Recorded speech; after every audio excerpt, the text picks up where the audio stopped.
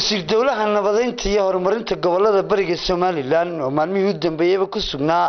magaalada Laascaanood iyo waliba koonfurta gobolka Sool ayaa saaka kormeer ballaaran ku sameeyay mashaariicaha horumarineed ee xukuumadda Jamhuuriyadda Somaliland ay ka wado gudaha magaalada Laascaanood oo ugu ballaaran yahay akademiga oo ugu ballaaran yahay mashruuca boardingka Laascaanood iyo waliba isbitaalka guud ee magaalada Laascaanood iyo waliba boarding ballaaran oo iska kaashanayaan Haas Foundation iyo waliba Care International oo ku yaala koonfurta magaalada Laascaanood mashaariicdan uu kormeerayay wasiir dawlaha horumarinta iyo nabadeynta gobolada bariga Somaliland oo uu heliyo barsaabka xigeenka gobolka Sool ahna kusimaha barsaabka gobolka Sool Cabdirashiid Xirsi Dalmar gudoomiyaha kormeerka waxbarashada gobolada bariga Somaliland iyo waliba mas'uuliyiinta shirkadaha wadaniga ah iyagu mashaariicdaasi fulinaya. السلام عليكم ورحمة الله وبركاته.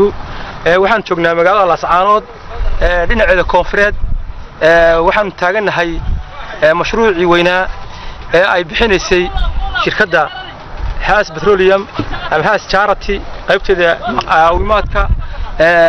khayr laha siiyo iyo hay'adda Care International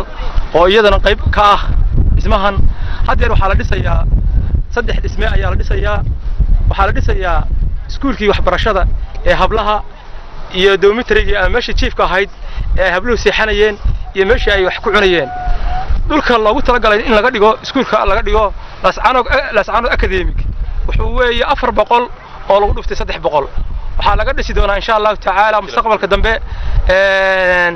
inta 3 laabkeed baa laga dhisi doonaa shirkadda Haas Petroleum hay'adda Care hay'adda qandaraaska fulinaysa ee Sahal Construction Company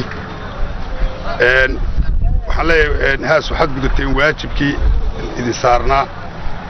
waajibkii aad lahaydeen waxaad garateen tantiinii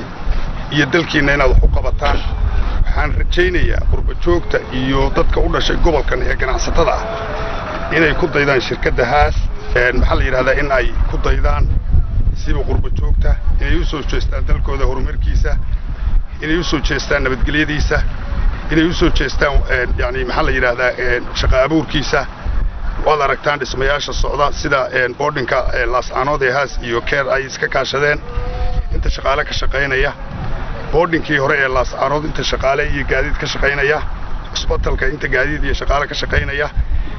shaqo abuur wanaagsan baa ka socda gobolka xaaladda maxaa la yiraahdaa waxa keentay nabadgelyada kormeerka guud ee gobolada bariga waxaan aad u soo dhaweynayaa wasiirka horumarinta gobolada oo hadda noo yimi oo soo booqday meeshan iyadoo garoon ilaa ah baanu ka codsanay dad lahaa iyo magaalada iyo golaha deegaanka inay bixiyaan waa maqlaysi waa 400 300 oo laga dhisayo wixii uu sheegayay injineerku waxaan u mahadnaqayaa hay'adda Care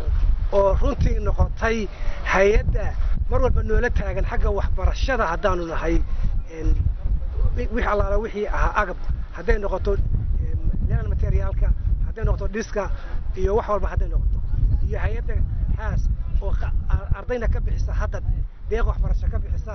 halkana u dhisaysa insha Allah waxaanu kaga bixi doonaa baahida tuulooyinka ardayda ka baxday aan dugsiga sare gali karin oo iska bixi karin inay hadhowto ay halka markay yimaadaan ay helaan meel sayskooda dhameystir sideed dhisme waxa kamid ah halka inaga xigay maka oo ah laabkii cusba kana ah waarkii dumarka xagga shisho waxa ka xiga waarkii ragga ee qalliinka weeyaan qalliinkii ragga iyo kii dumarka waxa xagga shisho ka sii xiga isna baalkii waxa loo oran jiray service blockii oo ah halkii shaqaalaha loogu tala galay halkan waxa isna physiotherapy bas waa ku soo dhaweynaa maanta ay ugu horeyso shaqadii ugu horeysay ay socoto oo shirkadii baraka ay bilowday ay inteedii badan aad u qabteen cusbitaalka markay noogu yimaadeen ay yiraahdeen hawsha waan bilaabaynaa waxaan nilay bal horta binooyinka cusub noogu horeysiiyo si aan ugu wareegno shaqadu nooga istaagin dhismayaashuna iyagoo marka la bilaabo la dhiso aan kuwa kale ugu wareegno haddana shaqadii cusbitaalka dadka ma garanaysaa deeshinka waan u sii wadnaa hawshii kale dhismahana waa socdaan shirkaduna maalin walba waxaan joognaa xafiiskii oo aan ka dhex shaqaynayno maalin walba tallaabo ay qaadaanba waan la soconnaa aad iyo aad baad u mahadsantiin dhammaantiin odayaasha halka jooga maamulka heer gobol iyo heer degmo xildhibaanada bahda wasaaradda waxbarashada oo guud ahaan gaar ahaan inta halka ka joogta hay-adahan mashruuca fulinaya ee localka ah aad iyo aad waxaan ugu ammaanaya ugana mahad celinaya ducana ugu daraynaa Has Foundation Has Petroleum waa ku ammaanayna hay'adda keer waan ogeyn sanadkan ugu dambeeyay hawlihii ay ka wadeen gobolka iyo eeriyada xaqiiqatan waa wax lagu farxo waa wax ammaan mudan waa wax duco iyo dhiirigelin in loo daro duco hay'adihii fuliyay khaasatan shirkadda Has Foundation waliina localka aad baan idinku mahad celinaya saad ula gacan qabateen waliyaha dhisayna waxaan leeyahay mashruuca inta leeg wax sahlan maaha waa wax mustaqbalka dhow iyo mustaqbalka fog wax badan ka tari doona baahida gobolka aan isleeyahay ma badhici karto yani geeska Afrika waa hadirta waa yani mashaariicda ku yarba sidaas qaabka u dhisay sida casriga ee loo wada hadir alxamdulillah rabbil alamin aad iyo aad baad mahadsantiin shirkadda albaraka construction iyo maamulka isbitaalka aad iyo aad baan idinku mahad celinaya agaasima isbitaalka Fahiima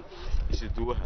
Dr. Sugulle iyo qolada nisa waxaan filayaa mas'uuliyaddeeda saaran SDF iyo balankii dawladdu watay mashaariicda laga fulinayo gobolka Soob muddada qaatay wada socotay muhiimadda gobolka uu leeyahay horumarkiisa khaasatan meesha ay taagnayd saaka waxaan soo maray laba qaybood waxbarashada ka kooban qoran ay dhisay shirkadda Has qoran ay dhisay qoladan SDF labadaba dilo wacan baa looga muuqatay bilow wanaagsan waxaan filayaa meeshan waa meesha ugu muhiimsan baahida loo qabay iyo muhiimadda ay gobolka u leedahay iyo deegaanka intaba wada socota dadaal baan idin furanaa waan idinka mahad celinaa hawsha wadada hadii la yiraahdo idinkana waxaan idin rajaynayaa dhakhtarku nidaamkii lahaa nidaamkii isbitaalnimada inaad dhistaan instruction-ku u dhismi lahaa habka idinka garanay maamulka dhakhtarka jooga aad iyo aad baan idinku boorreynaa inaad ku dadaashaan mashaariicdan horumarineed ee laga hirgelinayo magaalada Laascaanood ay ugu ballaaran yihiin isbitaalka guud ee magaalada Laascaanood Exporting ayaa mashaariicda ugu ballaaran ee sanadkii u dambeeyay ay ka bilowday xukuumadda Jamhuuriyadda Soomaaliland oo gorodeynka yahay madaxweyne Axmed Maxamed Maxamuud Siilaanyo waa Barqad Cumar Axmed telefishinka qaranka Soomaaliland Laascaanood